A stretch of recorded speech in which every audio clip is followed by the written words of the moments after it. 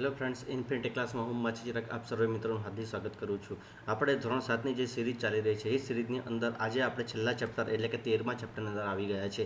અને 13મા ચેપ્ટરનું નામ છે દૂષિત પાણીની વાર્તા. ચેપ્ટરનું નામ શું છે? દૂષિત પાણીની વાર્તા. આપણે એના વિશે ચર્ચા કરીશું. બરાબર છે. તો એમાં ફ્લો ચાર્ટમાં આપણને ફ્લો ચાર્ટ વિશે આપણે જોયું છે. બરાબર છે. દરેક ચેપ્ટરમાં આપણે ફ્લો ચાર્ટ સમજ્યા છીએ. બરાબર છે. ફ્લો ચાર્ટમાં શું આપેલું છે કે આ ચેપ્ટરની અંદર જે મેન વસ્તુ હશે એના વિશે આપણે જોઈએ. તો આ ચેપ્ટરમાં શું છે, આપણે શું ભણવાનું છે? સુએજ. શું ભણવાનું છે? સુએજ. ચલો, સુએજ એટલે શું? કે નકામું પાણી એ ઘરો, ઉદ્યોગો, કૃષિ ક્ષેત્ર અને અન્ય માનવ ક્રિયાઓ દ્વારા ઉત્પન્ન થાય છે, જેને સુએજ કે ગંદુ પાણી કહે છે. સુએજ એટલે શું? તમારા દિમાગમાં હવે ખબર પડી ગઈ હશે કે સુએજ એટલે શું? કે નકામું પાણી એ ઘરો, ઉદ્યોગો, કૃષિ ક્ષેત્ર અને માનવ ક્રિયાઓ દ્વારા ઉત્પન્ન થાય છે, જેને સુએજ કે ગંદુ પાણી કહે છે. જે પાણી અને ભૂમિનું પ્રદૂષણ કરે છે. જે શેનું પ્રદૂષણ કરે છે? ભાઈ, પાણી અને ભૂમિ એટલે કે જમીનનું પ્રદૂષણ કરે છે. બરાબર છે. ચલો, સુએજ ટ્રીટમેન્ટ પ્લાન્ટ. કે સુએજ ટ્રીટમેન્ટ પ્લાન્ટ શું છે? કે નકામા પાણીમાંથી પ્રદૂષકો એ સ્તર સુધી ઓછા કરે છે જેથી કરીને કુદરત તેને ફરીથી લઈ શકે. કે સુએજ ટ્રીટમેન્ટ પ્લાન્ટ એ શું કરે છે? કે નકામા પદાર્થોને એટલા હદે ઓછા કરી નાખે છે કે એ પાણીનો આપણે ફરીથી ઉપયોગ કરી શકીએ. બરાબર છે. ચલો, ક્લિયર થાય છે? ચલો આગળ. કે આપણે બધા આપણા ઘરમાં પાણી વાપરીએ છીએ અને તે ગંદુ બનાવીએ છીએ. ગંદુ શું તમને આશ્ચર્ય થાય છે કે સાબુના ફીણવાળું, તેલી કણોવાળું, કથ્થઈથી કાળા રંગનું પાણી જે ખાળકુવા, બાથરૂમ, શૌચાલય, ધોબીઘાટ વગેરે ગટરમાં જાય છે તે ગંદુ હોય છે, જેને દૂષિત પાણી કહે છે. જેને આપણે શું કહીએ છીએ? ભાઈ, દૂષિત પાણી કહીએ છીએ. કઈ રીતના? કે જો આપણે નાહવા માટે જે સાબુવાળું, ફીણવાળું પાણી ઉપયોગ કરીએ છીએ, પછી તેલી કણોવાળું છે, કથ્થઈ ને કાળા રંગવાળું પાણી, પછી ખાળકુવાનું પાણી, પછી બાથરૂમનું પાણી, શૌચાલયનું પાણી, ધોબીઘાટનું પાણી, આ વગેરે પાણી ક્યાં જાય છે? ભાઈ, ગટરોમાં જાય છે. ગટરનું પાણી તમે બધાએ જોયેલું હશે. બરાબર છે. તે કેવું હોય છે? ગંદુ હોય છે, જેને દૂષિત પાણી કહે છે. તેને આપણે શું કહીએ છીએ? ભાઈ, દૂષિત પાણી કહીએ છીએ. આ વપરાયેલ પાણી નકામું ના જવું જોઈએ. આપણે તેમાંથી પ્રદૂષકોને દૂર કરીને શુદ્ધ કરવું જોઈએ. કે આ પદાર્થના આમાં શું થાય ખબર છે? કે જે પાણી ગંદુ થઈ જાય છે, બરાબર છે, એ આપણે વેસ્ટ જતું રહે છે. બરાબર છે. પણ એને શું કરવું? કે પ્રદૂષકો દૂર કરીને એને આપણે પાછું વાપરવું જોઈએ. બરાબર છે.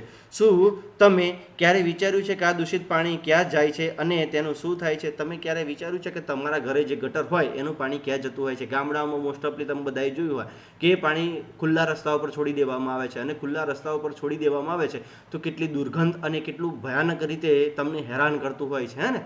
તમે જોયું હશે. બરાબર છે. કે એકદમ કે નકામી વસ્તુ કે જે આપણે ગટરનું હોય, બાથરૂમનું પાણી જે આપણે ખુલ્લા રસ્તા પર છોડી દઈએ છીએ તો એમાંથી કેટલી દુર્ગંધ આવતી હોય છે. બરાબર છે. અને આપણા સ્વાસ્થ્ય માટે નુકસાનકારક હોય છે. બરાબર છે. અને મોટી તમે વિચારો કે આપણા ગામમાં ઓછા ઘરો હોય છે અને એ પરિસ્થિતિ આવી થાય છે તો તમે શહેરની કલ્પના કરી શકો કે એ શહેરની અંદર એટલી ગીચ વસ્તી હોય છે, તેમાં કેટલું બધું પાણીનો ઉપયોગ થતો હશે અને એ બધું ગટરનું પાણી ક્યાં જતું હશે. ચલો આગળ. કે પાણી આપણી જીવાદોરી. કે પાણી એ શું છે? આપણી જીવાદોરી છે. કે સ્વચ્છ પાણી એ મનુષ્યની પાયાની જરૂરિયાત છે. કે ભાઈ, સ્વચ્છ પાણી એ મનુષ્યની શું છે? પાયાની જરૂરિયાત છે. પાયાની જરૂરિયાત એટલે તમે વિચારો કે તમે જ્યારે દિવસ ઉગે છે, બરાબર છે, અને દિવસ આથમે છે, કે જ્યારે તમે ઉઠો છો, બરાબર છે, અને જ્યારે તમે સૂઈ જાઓ છો ત્યાં સુધી તમારી જોડે પાણી ના હોય તો તમે જીવનની કલ્પના કરી જુઓ. બરાબર છે. કે પાણી વગર તમે જીવનની કલ્પના કરી શકો છો ખરા? કે ના, આપણે હાલતે અને ચાલતે પાણીની જરૂર પડે છે. બરાબર છે. કે આપણે કોઈ પણ કામ લઈ લો, બરાબર છે, એ કામની અંદર આપણે પાણીની જરૂર પડે છે. બરાબર છે. એટલા માટે તો અહીંયા કહે છે કે સ્વચ્છ પાણી એ મનુષ્યની પાયાની જરૂરિયાત છે. ભાઈ, શું છે? કે પાયાની જરૂરિયાત છે. શુદ્ધ પાણી જે ઉપયોગમાં લેવા માટે યોગ્ય હોય તે કમનસીબે બધાને પ્રાપ્ત નથી હોતું. કે જે શુદ્ધ પાણી આપણે જે કાયમી માટે જરૂરી છે એ બધાને સરખા પ્રમાણમાં મળી રહેતું નથી. અહેવાલો અનુસાર આશરે 1 અબજ મનુષ્યને પીવા માટેનું શુદ્ધ પાણી નથી. શું કહે છે? કે અહેવાલ અનુસાર 1 અબજ મનુષ્યને પીવા માટે શુદ્ધ પાણી નથી, જે મોટા પ્રમાણમાં પાણીથી થતા રોગો અને મોત માટે પણ જવાબદાર છે. કે આનાથી શું થાય છે? કે મોટા પાણીથી થતા રોગો માટે આ સૌથી વધારે ખતરનાક છે. બરાબર છે, જવાબદાર છે. કે લોકો અને બાળકો પણ કેટલાક કિલોમીટર ચાલીને પાણી એકઠું કરે છે. શું તે માનવીના મોભા માટે ગંભીર સમસ્યા નથી? આપણે બધા ગામડામાં લોકો રહેતા હોય એમને ખબર હશે. બરાબર છે. કે આપણે જેવો નળ ચાલુ કરીએ એવું આપણા ઘરમાં પાણી હોતું નથી. આપણે દૂર દૂર સુધી ચાલીને પાણી લાવવું પડતું હોય છે. કે અત્યારની પરિસ્થિતિ તો સારી છે કે અત્યારે આપણને હાલતે અને ચાલતે પાણી મળી રહે છે. બરાબર છે. પણ પહેલાના જમાના, આજથી 5 વર્ષ પહેલાં તમે અથવા તો તમારા મમ્મી પપ્પાને પૂછી જોજો, બરાબર છે, કે પાણી ક્યાંથી લાવતા હતા, કે નદી, તળાવ અથવા તો કૂવો, હેન્ડપંપ હોય ત્યાંથી પાણી લાવતા હતા, બરાબર છે. દૂર દૂર ચાલીને લાઈનોમાં પડીને અને પછી પાણી લાવતા હતા, બરાબર છે. ચલો આગળ, કે વસ્તી વધારો, પ્રદૂષણ, ઔદ્યોગિક વિકાસ, શું છે ભાઈ, ઔદ્યોગિક વિકાસ, ગેરવ્યવસ્થા અને બીજા ઘણા પરિબળોને કારણે પાણીની અછત વધતી જાય છે. ભાઈ પાણીની અછત શેના રીતે વધતી જાય છે? એક તો શું છે, વસ્તી વધારો, કે જેમ વસ્તી વધશે એમ પાણીની જરૂરિયાત કેવી થશે, વધતી જશે, બરાબર છે. પછી બીજું શું છે, પ્રદૂષણ, કે વસ્તી, કે અત્યારે આપણે જોઈએ છે કે મોટા મોટા શહેરોની અંદર એ ગટર કે પાણી બધું ક્યાં છોડવામાં આવે છે, તો કે નદી કે તળાવની અંદર જ છોડવામાં આવે છે,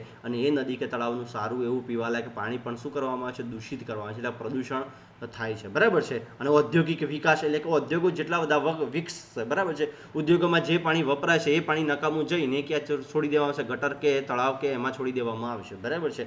અને ગેરવ્યવસ્થા અને બીજા ઘણા પરિણામોને કારણે પાણીની અછત વધતી જાય છે. તાકીદની પરિસ્થિતિને ધ્યાને લઈ વિશ્વ જળ દિવસ 22 માર્ચ 2025ના રોજ સંયુક્ત રાષ્ટ્ર યુનાઇટેડ નેશનની સામાન્ય સભામાં 2005 થી 2015ના સમયગાળાને જીવન માટે પાણીને કાર્યનિર્વિત કરવા આંતરરાષ્ટ્રીય દશકા તરીકે પણ કરવામાં આવે છે. એટલે કે જો સૌથી પહેલા અહીંયા તમારા માટે ખાસ યાદ રાખવા જેવું છે, બરાબર છે, કે સંયુક્ત રાષ્ટ્ર, બરાબર છે, યુનાઇટેડ નેશનલ, બરાબર છે, કે એને શું નક્કી કર્યું છે, કે પાણી દિવસ આપણે ઉજવીએ છીએ, બરાબર છે, કે કયા દિવસે, તો કે 22 માર્ચ. કઈ દિવસે, તો કે 22 માર્ચ, યાદ રાખજો, હા, 22 માર્ચને આપણે શું વિશ્વ જળ દિવસ તરીકે ઓળખીએ છીએ, બરાબર છે. કે જો અહીંયા આપેલું છે વિશ્વ જળ દિવસ, કે 22 માર્ચ શું છે, શું છે ભાઈ, વિશ્વ જળ દિવસ, કે 22 માર્ચ શું છે, વિશ્વ જળ દિવસ તરીકે ઉજવીએ છીએ. અને આ ઉજવવાનું આપણે ક્યારથી નક્કી કર્યું, 2005થી નક્કી કર્યું, યાદ રાખજો, હા. વિશ્વ જળ દિવસ કઈ તારીખે ઉજવવામાં આવે છે, તો કે 22 માર્ચે ઉજવવામાં આવે છે.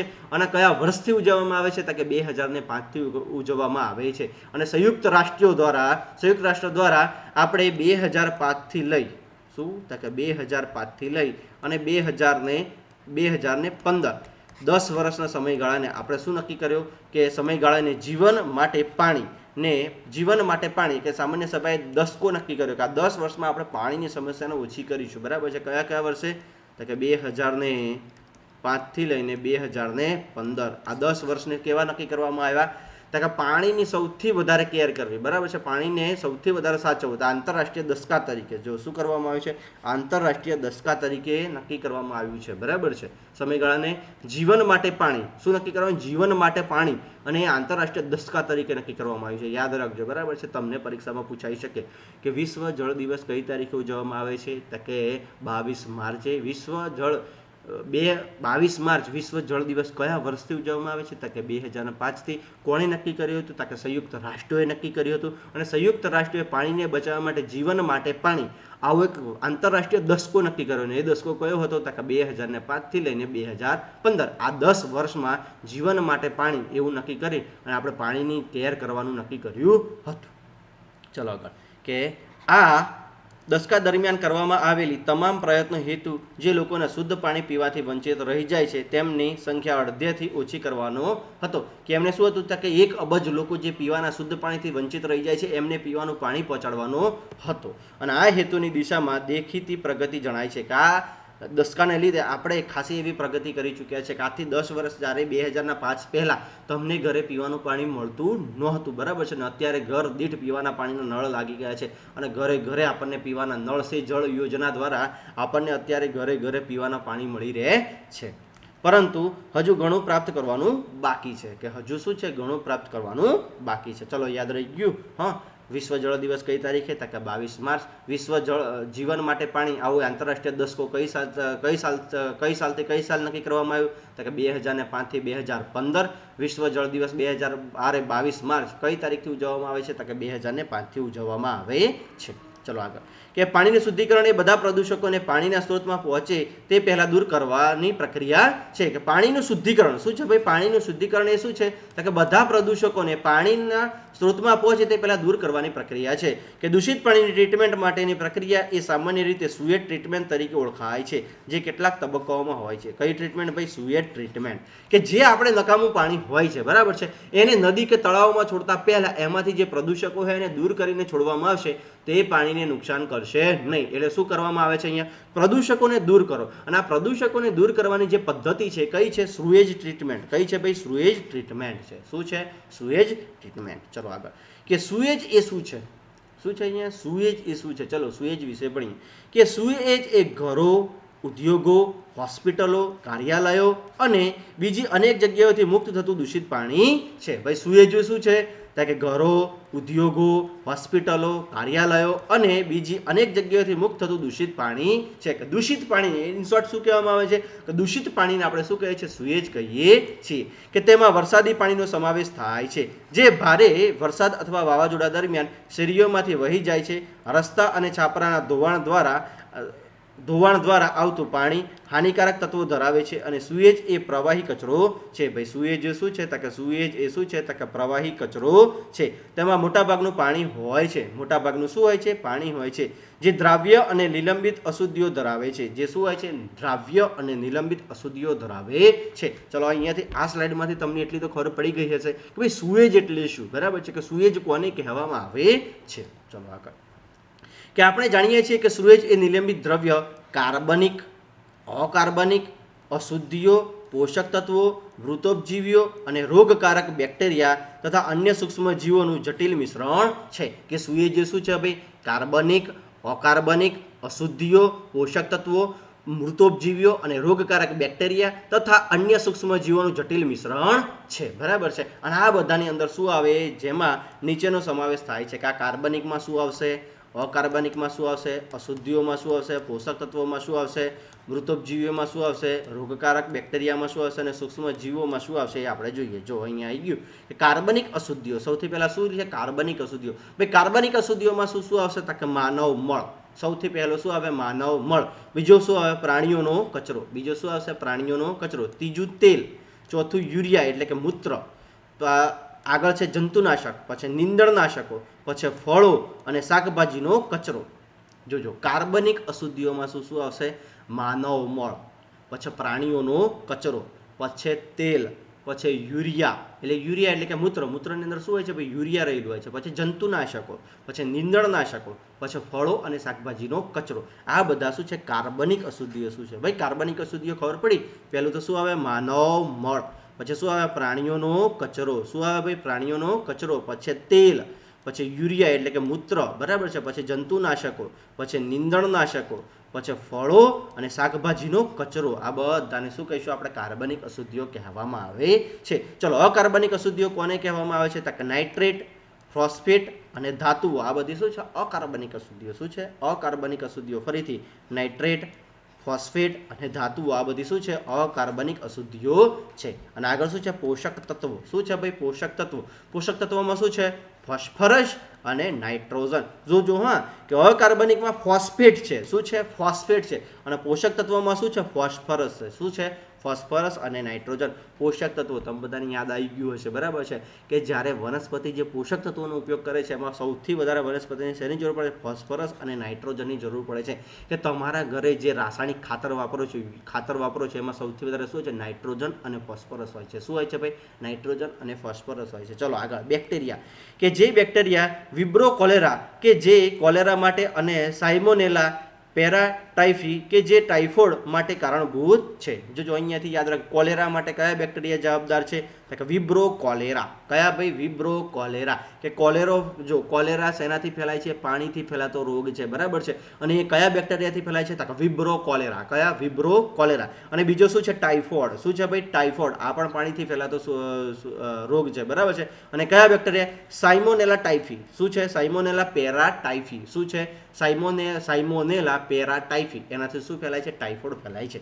ક્લિયર થાય છે કે પાણીની અંદર બે બેક્ટેરિયા જોવા મળે છે. એક તો કયો? વિબ્રો કોલેરા. શું છે? વિબ્રો કોલેરા. એનાથી શું ફેલાય છે? કોલેરા ફેલાય છે. અને બીજો કયો છે?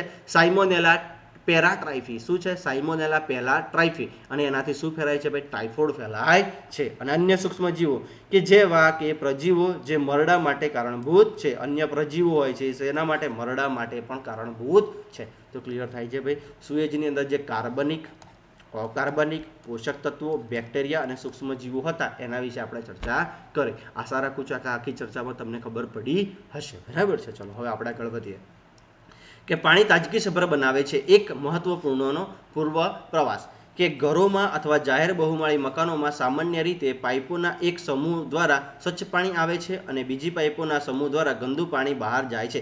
કે જે લોકો શહેરમાં રહેતા હશે, બરાબર છે, એમાં તમે જોયું હશે કે પાઇપનું કનેક્શન હશે કે એક પાઇપ શુદ્ધ પાણીની હશે અને બીજી પાઇપ ગંદા પાણીની નિકાલની હશે. બંને પાઇપો જોડે જ ઉતારવામાં આવે છે. કેમ?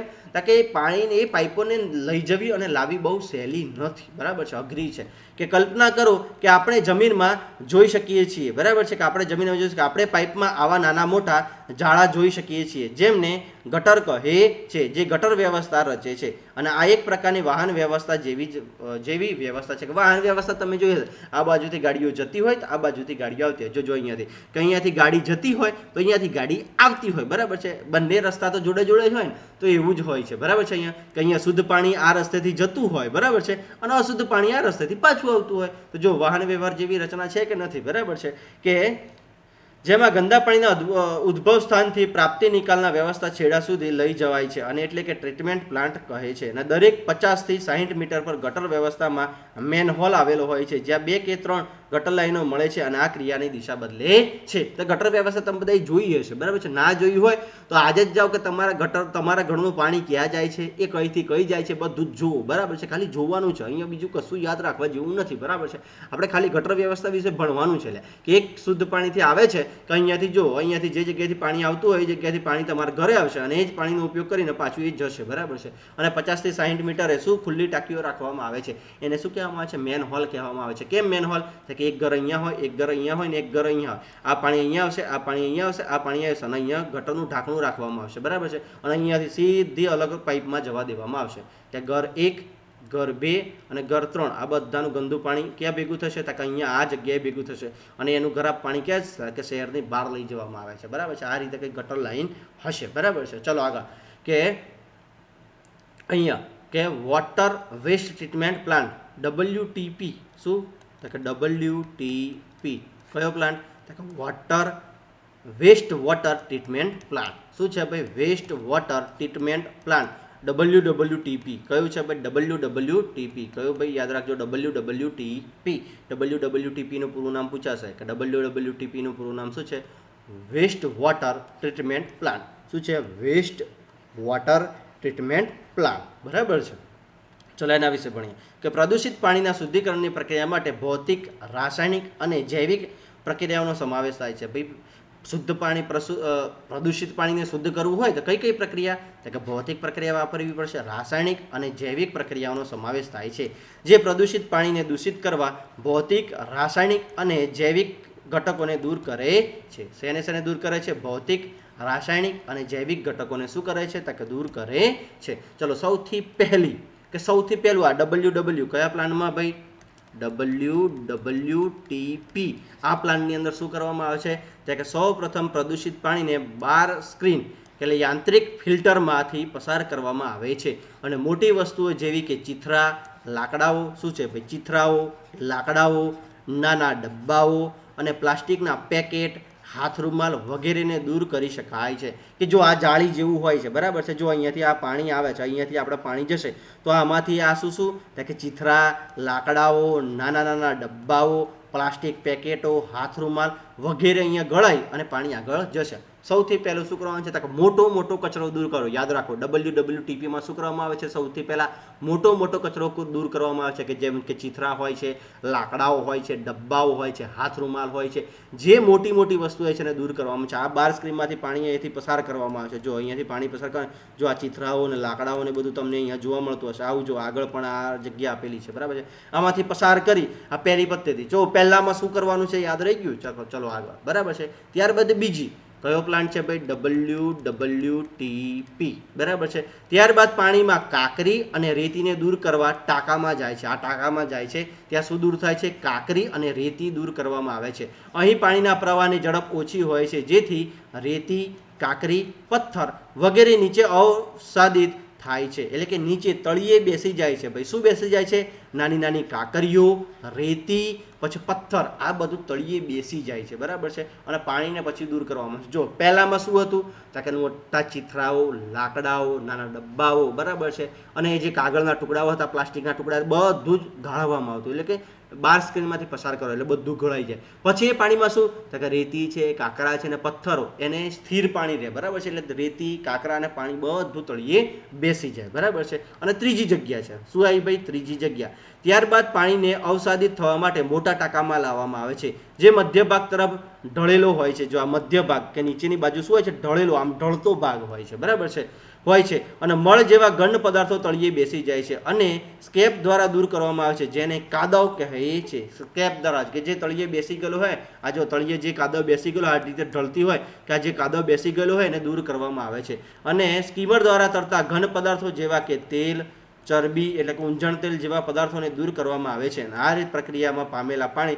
સ્વચ્છ પાણી કહેવાય છે, કે કાદવ હોય એને દૂર કરવામાં આવે છે, બરાબર છે. ક્લિયર થાય છે બધાને? કે ઢળતો રાખવામાં આવે. પહેલો મોટો ટાંકો હતો, જો પહેલું સૌથી પહેલા શું હતું? બાર સ્ક્રીન હતી. બાર સ્ક્રીનમાં મોટા મોટા ચીથરાઓ, લાકડાઓ, ટુકડાઓ, નાના નાના ડબ્બાઓ બધું ગળાયું, બરાબર છે. પછી બીજામાં શું આવ્યું તો કે એક ટાંકામાં લઈ ગયા, ટાંકામાં પાણી સ્થિર કરી દીધું, એટલે કે રેતી, કાંકરા, પથ્થર જે હતું તળિયે બેસી ગયું. બીજામાં શું આવ્યું તો કે ઢળતો ટાંકો તો ખરો, મોટો ટાંકો ખરો, પણ ઢળતો રાખવામાં આવે. ઢળતો એટલે શું તો કે પાણીમાંથી જે કાદવ હતું, બરાબર છે, કે જે ઘન કચરો, મળ હતું એ બધું જ ત્યાં રહી ગયું, બરાબર છે. અને પાણી આગળ વધી ગયું, બરાબર છે.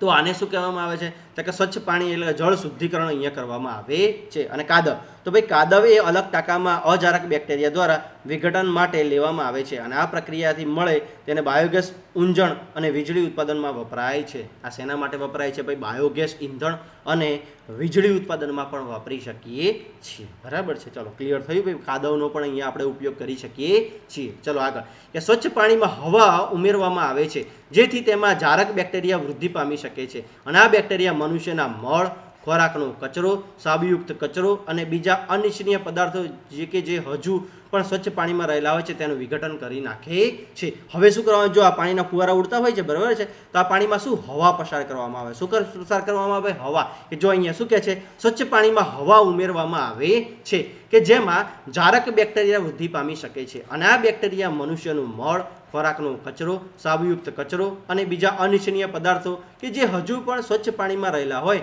તેનું વિઘટન કરી નાખે છે. તો આ રીતે આપણે WWTPમાં 4 સ્ટેપની અંદર શું તો કે 4 સ્ટેપની અંદર આપણે પાણીનું શુદ્ધિકરણ કરીએ છીએ. ચલો પહેલા સ્ટેપની અંદર આપણે શું કરતા હતા તો કે પહેલું તો બાર સ્ક્રીનની અંદર લઈ જવાનું, પાણીને શું કરવાનું? બાર સ્ક્રીનની અંદર લઈ જવાનું. એ બાર સ્ક્રીનની અંદર પાણી લઈ જઈશું તો મોટા મોટા ચીથરા છે, લાકડા છે, પાણીના અરે શું કહેવાય અમુક ટુકડા છે, એ છે, બધું ગળા છે.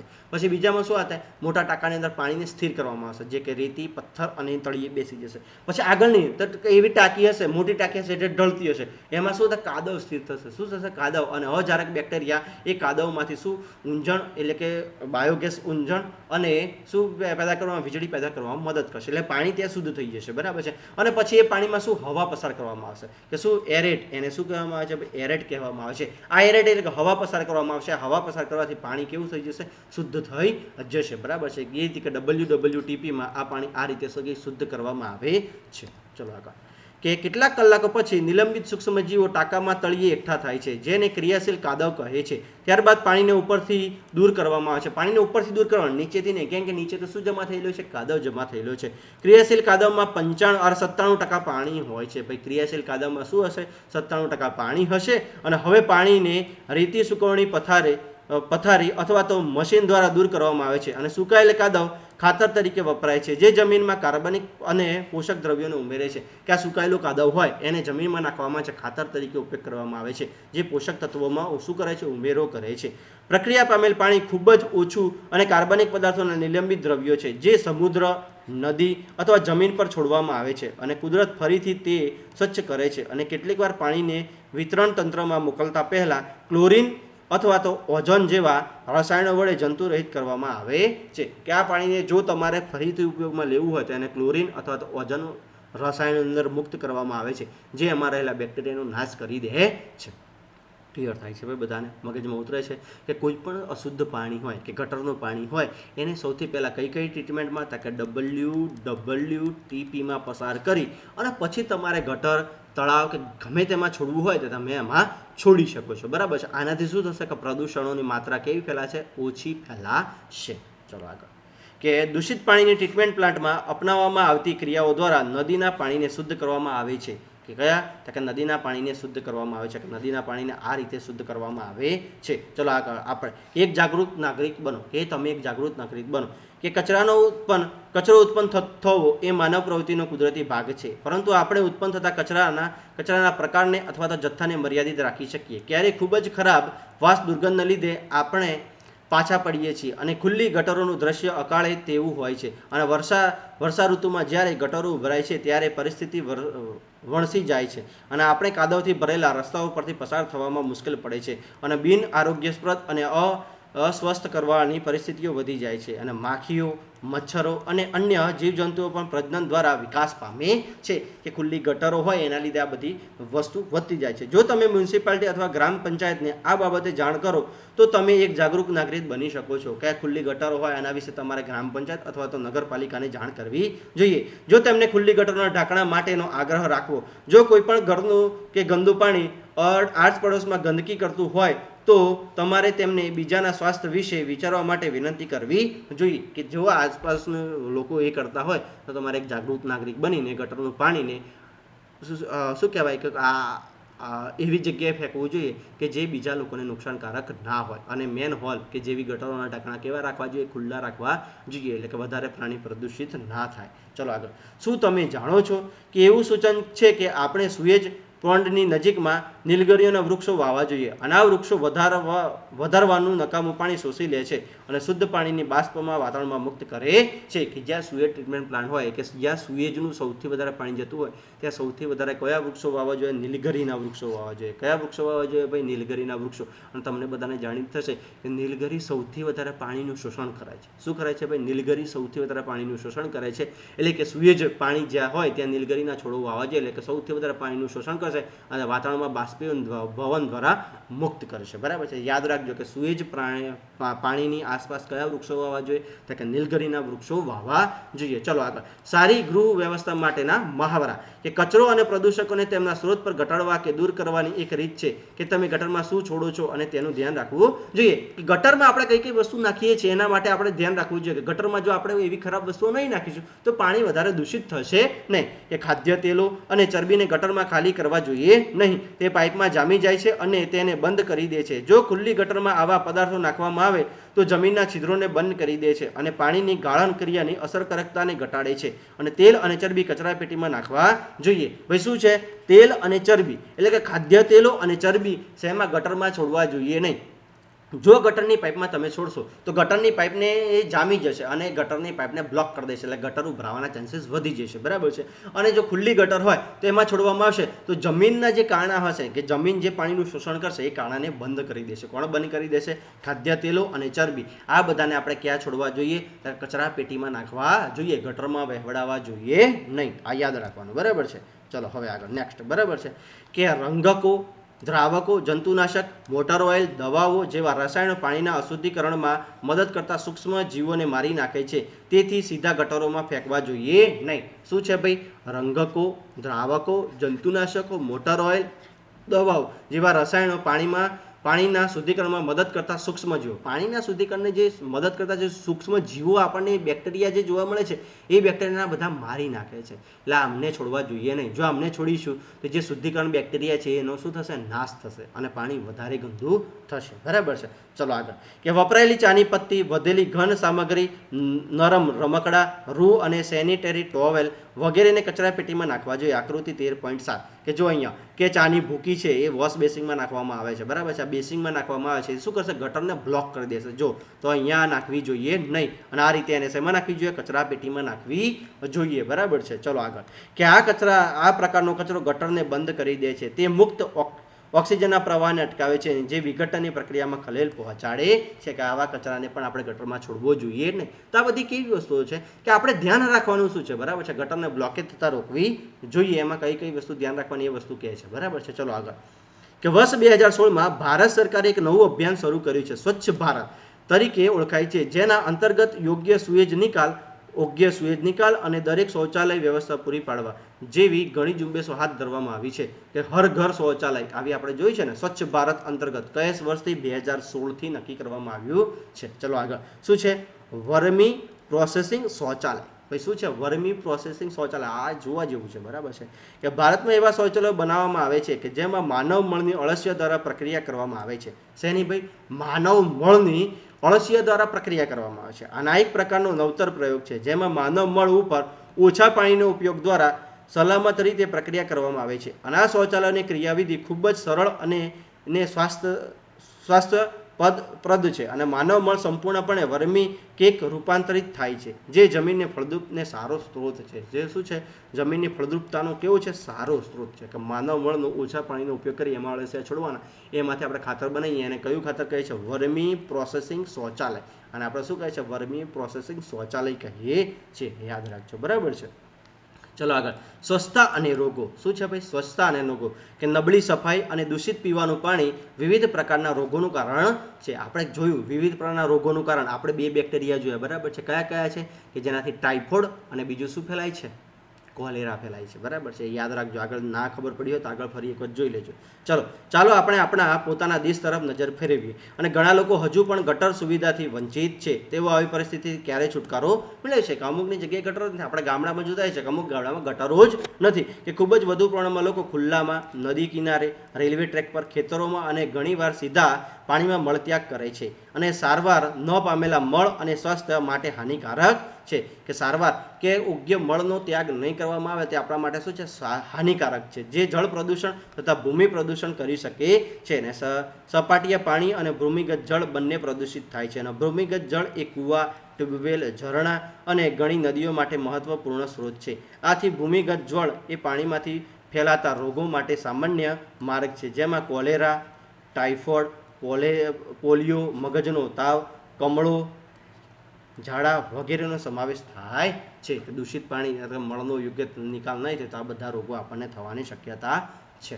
ચલો આગળ, કે સુએજ નિકાલ માટેનો વૈકલ્પિક વ્યવસ્થા. કે સુએજ નિકાલ માટેની વૈકલ્પિક વ્યવસ્થા કઈ છે? કે સ્વચ્છતામાં વધારો કરવા સ્થળ પર ઓન સાઇટ કે નિકાલ પ્રણાલીને ઉત્તેજન આપવામાં આવ્યું છે. ઉદાહરણ તરીકે મળ ટાંકા, રાસાયણિક શૌચાલયો, ખાતર માટેના ખાડાઓ, ઉકરડાઓ વગેરે. જ્યાં ગટર લાઇન ન હોય તેવી જગ્યાએ હોસ્પિટલો, અલગીકરણ પામેલા બહુમાળી મકાનો અથવા તો 4-5 ઘરોના સમૂહ હોય ત્યાં મળ ટાંકા આશીર્વાદરૂપ છે. કે 4-5 ઘર ભેગા હોય તે આપણે શું બનાવવા જોઈએ? મળ ટાંકા બનાવવા જોઈએ. શું બનાવવા જોઈએ? મળ ટાંકા બનાવવા જોઈએ. અને મળ ટાંકા પછી રાસાયણિક શૌચાલયો અને ખાતર માટેના ખાડાઓ, ઉકરડા, જ્યાંની આપણે વાત કરીએ છીએ, ઉકરડા મોટા મોટા હોવા જોઈએ. કેટલીક સંસ્થાઓ સ્વાસ્થ્યપ્રદ ઓનસાઇટ માનવ મળ નિકાલની ટેકનોલોજીઓ પ્રદાન કરે છે. અને આવા શૌચાલયોને સફાઈની જરૂરિયાત રહેતી નથી અને શૌચાલયોમાંથી મળ સીધો ઢંકાયેલી પાઇપલાઇન દ્વારા બાયોગેસ પ્લાન્ટમાં જાય છે. અને આ રીતે ઉત્પન્ન થયેલા બાયોગેસ અને ઉર્જાના સ્ત્રોત તરીકે ઉપયોગી છે. આ મળ ટાંકામાંથી આપણે ઉપયોગી ઉર્જા પણ મેળવી શકીએ છીએ, બરાબર. એટલે કે સીધા મળ ટાંકામાં જાય એવી વ્યવસ્થા કરવી જોઈએ, બરાબર છે. ચલો આગળ, કે જાહેર જગ્યાઓ પર સ્વચ્છતા. કે જાહેર જગ્યાઓ પર આપણે સ્વચ્છતા કઈ રીતે રાખવી જોઈએ? કે આપણા દેશમાં સમયાંતરે મેળાઓનું આયોજન થાય છે. મોટી સંખ્યામાં લોકો તેમાં ભાગ લે છે. અને આવી જ રીતે રેલવે સ્ટેશન, બસ સ્ટેન્ડ, હવાઈ મથકો, હોસ્પિટલો વગેરે પણ સ્વચ્છ રહેતા સ્થળો, વ્યસ્ત રહેતા કયા છે? વ્યસ્ત રહેતા સ્થળો છે. તમે બધાએ જોયું હશે કે રેલવે સ્ટેશન પર આપણે બાથરૂમમાં જઈએ તો આપણને બાથરૂમમાં જવાની, આપણને બાથરૂમમાં જતા તો રહીએ છીએ પણ આપણને એમ કહે ક્યાંથી આવી ગયા. એ રીતે બસ સ્ટેન્ડની, હવાઈ મથકોની આ બધાની પરિસ્થિતિ કંઈક આવી છે, બરાબર છે. કેમ? કે દરરોજ અહીંયા હજારો લોકો તેમની મુલાકાત લેતા હોય છે. તેથી અહીંયા વિશાળ માત્રામાં કચરો ઉત્પન્ન થાય છે. તેનો નિકાલ વ્યવસ્થિત રીતે થવો જ જોઈએ, નહીં તો રોગચાળો ફેલાઈ શકે છે. કે આપણે બધા જોતા હોય છે કે બસ સ્ટેન્ડ, રેલવે સ્ટેશનની અત્યારની એ ટોયલેટની કે બાથરૂમની એવી હાલત હોય છે કે એમાં આપણને જવાનું થતું નથી. કેમ? કે એમાં યોગ્ય મળ અને મૂત્રનો યોગ્ય નિકાલ થતો નથી, એટલા માટે, બરાબર છે. કે સરકારે સ્વચ્છતા માટે કેટલાક ધોરણો નિર્ધારિત કરેલ છે, પરંતુ કમનસીબે તેઓ કડકપણે અમલીકરણ પામ્યા નથી. સરકારે અમુક નિયમો તો કર્યા પણ કડકપણે એનો અમલ કર્યો નથી. આમ તો આપણે આપણાથી બધા જાહેર સ્થળો પર સ્વચ્છતા જાળવવા માટે મહત્વપૂર્ણ ફાળો આપી શકીએ છીએ. કે તમે વિચારો કે આપણે જે બસ સ્ટેન્ડ છે, હવાઈ મથકો પર છે, આપણે જતા હોઈએ છીએ, રેલવે સ્ટેશન છે, ત્યાં આપણે જો આપણા મળનો કે યોગ્ય પાણી નાખીને જો એને સાફ સફાઈ કરીશું તો બધા જો આવું કરતા હોય તો એમાંથી એટલી બધી ગંદકી કે એટલી બધી શું કહેવાય બેક્ટેરિયા ફેલાતા હોતા નથી. પણ આપણે આવું કરતા નથી. તો આપણે કચરાને ગમે ત્યાં ફેંકવો જોઈએ નહીં. જો આજુબાજુ કચરા પેટી જોવા ન આવે તો આપણે કચરો ઘરે લાવવો જોઈએ અને તેને કચરા પેટીમાં જ નાખવો જોઈએ. કચરો આપણે ગમે ત્યાં ફેંકવો જોઈએ નહીં. કે જો ગમે ત્યાં કચરો ફેંકીશું તો બધી જ શું કહેશે, કચરાથી એ બધી વસ્તુ ખરાબ થઈ જશે, બરાબર છે. ચલો આગળ, કે તારણ. આનું તારણ શું છે? બરાબર છે, આપણે આપણું વાતાવરણ સ્વચ્છ અને તંદુરસ્ત રાખવા માટે ફાળો આપવો જોઈએ. તમે પાણીના સ્ત્રોતને સ્વચ્છ સ્થિતિમાં રાખવાની જવાબદારીનું ભાન હોવું જોઈએ. સારી સ્વસ્થભરી પદ્ધતિઓ અપનાવી એ આપણી જીવનશૈલી હોવી જોઈએ. અને તમારા વ્યક્તિગત પહેલ કે પ્રતિનિધિત્વ એ ખૂબ જ વિશાળ ફેરફાર સર્જી શકે છે. અને તમારી શક્તિ, વિચાર અને આશાઓથી અન્યને અભિભૂત કરો. અને લોકોના સહિયારા પ્રયાસોથી ઘણું બધું થઈ શકે છે. અને સામૂહિક કાર્યક્રમમાં અદ્ભુત શક્તિઓ સમાવેલી છે. કે તમે તો કચરાનો નિકાલ કરો, પણ તમારા આજુબાજુ જે લોકો રહેતા હોય એમને પણ આ વિશે સમજાવો અને એમને પણ કચરાને શું કહેવાય, કચરા પેટીમાં નાખતા ટેવડાવો. અને જ્યાં ત્યાં કચરો એટલે કે જ્યાં ત્યાં ગંદકી કરતા અટકાવવા જોઈએ. બરાબર છે, ક્લિયર થાય છે ભાઈ, બધાને મગજમાં બેસે છે. જો આ બધી વાર્તા સ્વરૂપે છે. બરાબર છે, આમાંથી કંઈ જેટલું બધું બધું યાદ રાખવાની જરૂર નથી. અમુક જ વસ્તુ યાદ રાખવા જેવી છે. બરાબર છે, એટલે કે તમને થતું હશે કે સાહેબ તો વાંચી જાય છે. બરાબર છે, એવું નથી. બરાબર છે, કે વાર્તા જેવું છે. આમાંથી હવે તમે વિચારો કે આ જે તારણ છે એમાંથી તમારે કંઈ યાદ રાખવા જેવું છે કે ના, નથી. બરાબર છે, ચલો આગળ. કે મહાત્મા ગાંધીએ કહેલું છે કે માનવીય અને શિષ્ટ ક્રિયાઓ અપનાવવા માટે કોઈ એક અન્યની રાહ જોવી જરૂરી નથી. કે માનવીય અને શિષ્ટ ક્રિયાઓને અપનાવવા માટે કોઈએ અન્યની રાહ જોવી જોઈએ નહીં. કે સફાઈ કરવામાં આપણે બીજા કોઈની રાહ જોવી જોઈએ નહીં. સૌથી પહેલાં સફાઈ કોને કરવી જોઈએ? આપણે જાતે જ કરવી જોઈએ, એવું મહાત્મા ગાંધી કહે છે. બરાબર છે, કે સફાઈ કરવામાં બીજા કોઈની રાહ જોવાની જરૂર નથી. ચલો આગળ. હવે આ ચેપ્ટરમાં આપણે આવી ગયા છે તમે શું શીખ્યા, એટલે કે અહીંયા આપણું ચેપ્ટર પૂરું થાય છે. બરાબર છે, અને ચેપ્ટરમાં જે પણ વસ્તુ આઈએમપી છે એને આપણે ફરીથી એક વખત જોઈશું. કે વપરાયેલું નકામું પાણી ફરીથી વાપરી શકાય છે. નકામું વપરાયેલું પાણી નકામું એ શું છે? આપણે ફરીથી એને વાપરી શકીએ છીએ. નકામું પાણી એ ઘરો, ઉદ્યોગો, કૃષિ ક્ષેત્રો અને અન્ય માનવ ક્રિયાઓ દ્વારા ઉત્પન્ન થાય છે, જેને શું કહેવામાં આવે છે? સુએજ કહેવામાં આવે છે. સુએજ એ ગંદુ પાણી છે જે પાણી અને ભૂમિનું પ્રદૂષણ કરે છે. સુએજ એ શું છે? ગંદુ પાણી છે અને પાણી અને જમીનને પ્રદૂષિત કરે છે. કે ગંદા પાણીની સારવાર સુએજ ટ્રીટમેન્ટ પ્લાન્ટમાં થાય છે. ભાઈ, ગંદા પાણીની સારવાર ક્યાં થાય છે? સુએજ ટ્રીટમેન્ટ પ્લાન્ટમાં. યાદ રાખજો. ટ્રીટમેન્ટ પ્લાન્ટમાં નકામા પાણીમાં પ્રદૂષકો એ સ્તર સુધી ઓછા કરે છે જેથી કુદરતમાં ફરીથી તે લઈ શકીએ છીએ. કુદરતમાં એને ફરીથી આપણે ઠાલવી શકીએ છીએ. જ્યાં ભૂગર્ભીય ગટર વ્યવસ્થા અને નિકાલ પ્રણાલી કાર્યરત ન હોય ત્યાં સસ્તી ઓનસાઇટ સ્વતંત્રતા અપનાવી શકાય. અને ગંદા પાણીના ટ્રીટમેન્ટ સારવારમાં કાદવ, બાયોગેસ આડ પેદાશો છે. કે ગંદા પાણીના ટ્રીટમેન્ટમાં શું છે? કાદવ અને બાયોગેસ શું છે? આડ પેદાશો છે.